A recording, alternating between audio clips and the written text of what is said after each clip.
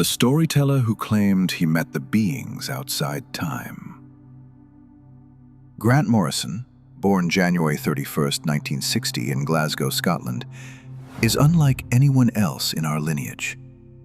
He is not a philosopher, not a physicist, not a prophet, not a guru. He is a storyteller, but one who says the stories came from somewhere outside the timeline. If Pythagoras heard the music of the cosmos and Bohm discovered the hidden order beneath reality, Grant Morrison did something different. He stepped out of the story of his life and met the authors. And then he came back and wrote everything down. Why Morrison belongs in the same lineage? Because he experienced something eerily similar to Philip K. Dick's Valis encounter, John Lilly's Echo, McKenna's Logos, and Swedenborg's Angels. Except he didn't treat it as religion or prophecy or science. He treated it as a conversation. He said, "I met extradimensional entities who exist outside time. They showed me the structure of the universe and told me to tell everyone that death is an illusion." That alone puts him firmly inside the prophets of the loop tradition. The defining moment, Kathmandu, 1994. At age 34, Morrison was in Nepal when he took a strong dose of hashish oil and had an experience that changed his life. He describes it simply: reality peeled away. I found myself in a 5-dimensional world. I met the beings who live there. They told me I had been living in a time loop. They showed me the true shape of the universe. These beings communicated telepathically, existed outside linear time, showed him Earth as a branching fractal organism, explained reincarnation as re-entering the narrative, revealed that consciousness is the real frontier. Morrison said, "They were like us, but evolved beyond bodies, living in a timeless dimension." Compare that. PKD's pink light intelligence, McKenna's hyperdimensional teachers, Lilly's echo programmers, Swedenborg's angels outside chronological time, Bohm's implicate dimension, Bruno's infinite intelligent worlds. Morrison's encounter is the modern artistic echo of the same pattern. Why Morrison matters to our project.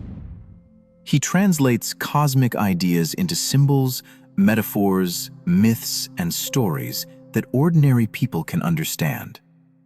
Where Bohm explains the hidden order scientifically, Morrison explains it narratively. He is the storyteller of the loop. He shows time is not linear. Consciousness reincarnates through narratives. We are characters exploring infinite versions of ourselves. The universe is a living story interacting with itself. Death is not an ending, but a transition between plots. And like PKD, Morrison sees revelation not as destruction, but as disclosure. The moment when the characters realize they are inside a story and meet the author. The Kathmandu encounter, the beings, the message, and the map of reality. Grant Morrison's life changed in 1994 on a rooftop in Kathmandu, Nepal, under a clear night sky, with the Himalayas towering like ancient guardians. He wasn't expecting enlightenment. He wasn't searching for cosmic truth. He was simply traveling, decompressing, and experimenting with strong Buddhist temple hashish oil. What happened next became one of the most famous mystical events in modern counterculture. 1. The moment reality tore open. Morrison describes it in plain words. The world peeled away like a stage set. He felt himself pulled out of his body, rising into a dimension with more depth than anything physical reality could hold. He said, "I was no longer in time. I was in a higher dimension. I was home." Everything felt familiar, as if he had been there before but forgotten. His mind expanded to contain entire lifetimes in a single instant. 2. The beings appeared. Morrison encountered entities that did not behave like hallucinations, dreams, or imagined figures. They felt alien yet friendly and completely real. He described them as luminous, geometric, fluid, intelligent, playful, ancient. Not gods, not angels, not demons, not spirits. More like post-human descendants who evolved beyond time and biology. They communicated instantly, not with words, but direct meaning. What they said changed him forever. 3. The message. You are a character in a story. The beings told him, your life is not linear. It is a repeating pattern, a time loop, a narrative you re-enter until you understand it. This mirrors Nietzsche's eternal return, PKD's time overlay, Bohm's implicate order, McKenna's time wave fractal, Heraclitus's cyclical fire, Blavatsky's repeating ages. They showed him that consciousness does not die. It shifts between versions of reality, the way a reader opens a new chapter. Death is not final. It's a transition point to another iteration of the story. 4. The map of reality they gave him. Morrison says the beings showed him the universe as a branching fractal tree. Every choice creates new worlds. Every possibility already exists. Time is a garden of paths, not a line. Earth as a living, evolving organism. Humanity is one of its organs, a sensing system for cosmic self-awareness. Consciousness as the primary reality. Matter is the mask. Mind is the engine. Reincarnation as narrative re-entry. You live versions of yourself again and again until you learn the lesson your soul is trying to express. The beings themselves, they were end-of-the-story humans, the final form of our species after consciousness becomes independent of matter. This is why Morrison said, I met our future selves. 5. The return to his body.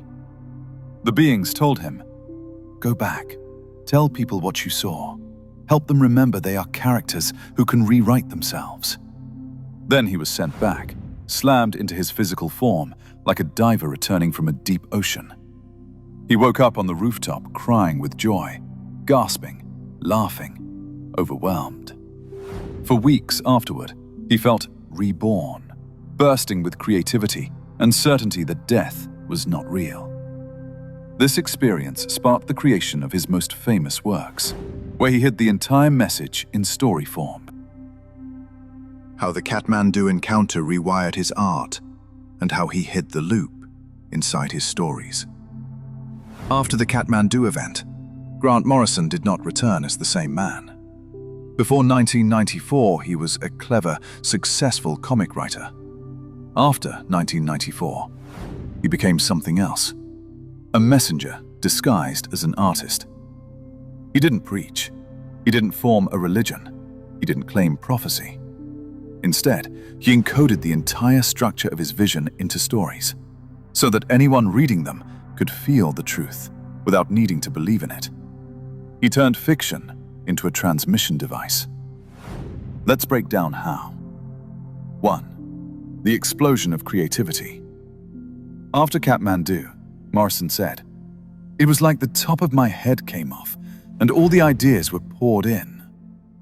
He started writing with manic intensity, as if channeling the messages directly. 3 major works became his maps of the loop. The Invisibles, 1994 to 2000. His masterpiece, a metaphysical gospel hidden in comic form. It is literally about beings outside time, helping humans awaken from the illusion of the material world. All-Star Superman, 2005. A myth about transcending death, becoming light, and returning as a higher form of consciousness. Multiversity, 2014. A guidebook to infinite parallel universes, where the reader becomes part of the story. All of these works contain the same message. Reality is a story you are participating in, and you can wake up inside it. A perfect echo of PKD, a modern parallel to Swedenborg, a symbolic retelling of McKenna's hyperdimensional attractor. 2. Morrison's main idea. Fiction and reality are mirrors. He began to believe we are fictional characters in a higher dimensional narrative, and just as a comic character cannot see the writer, we cannot easily see the beings who exist outside our timeline. His bold claim: stories are portals. They let consciousness glimpse the higher dimension where our true selves exist. This is why Morrison stopped seeing comics as entertainment. He saw them as rituals, and readers as participants in a consciousness experiment. 3. Encoding the Kathmandu map into the invisibles. The invisibles is the clearest expression of Morrison's encounter.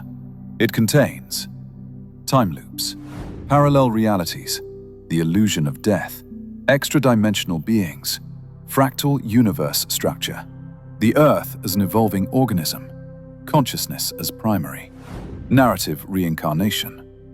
Every concept the Kathmandu beings showed him was transformed into fiction and given to the public in symbolic and metaphorical form. The enemies of the story are not merely villains. They represent the forces that keep humans asleep inside the loop. The heroes represent those who break the illusion and help others awaken. It is Morrison's revelation, but disguised as punk occult sci-fi. 4. His manifesto. We can rewrite ourselves. Morrison said the beings taught him, "You are not your personality. You are a process. You are a pattern. You can change the pattern anytime you want." This is the same essence as John Lilly's meta-programming, Bohm's consciousness matter unity, Nietzsche's eternal self-overcoming, Blavatsky's evolutionary cycles, PKD's identity across lifetimes, McKenna's transformative attractor. Morrison's mission became, show people they are not trapped in one version of themselves. That realization alone breaks the loop. 5. How Morrison reached the same conclusion as Revelation.